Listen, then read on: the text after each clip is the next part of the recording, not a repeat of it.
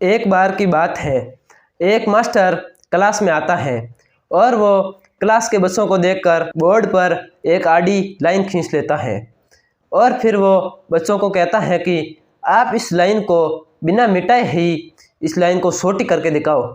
सब बच्चे सोच में डूब जाते हैं, वो अलग अलग दिमाग लड़ाते रहते हैं, लेकिन किसी को वो ये समझ में नहीं आ रहा था कि उस लाइन को बिना मिटाए छोटी कैसे की जाए। मास्टर साइड में बैठ जाता है, बच्चों को आधे घंटे का टाइम देता है, लेकिन इनमें से कोई भी बच्चा उस लाइन को बिना मिटाए छोटी कैसे करे। सब लड़के अपना अलग अलग दौड़ा रहे थे, लेकिन कुछ समय बाद उन बच्चों में से एक बच्चा खड़ा हुआ और वो बोर्ड पर जाकर ये सोचने लगा कि इस लाइन को बिना मिटाए ही छोटा कैसे किया जाए।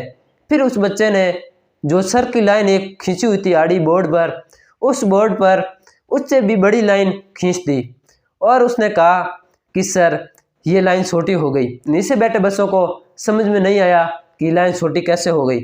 फिर उन सब ने मिलकर मास्टर से पूछा कि सर ये लाइन छोटी कैसे हो गई।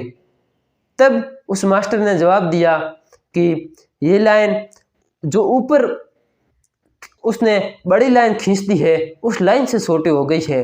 अगर आप आगे बढ़ोगे, आगे पढ़ाई करोगे तो आपको कई सारे कॉम्पिटिटर मिलेंगे, लेकिन आपको उन सब से आगे निकलने के लिए अपने ज्ञान को बढ़ाना होगा।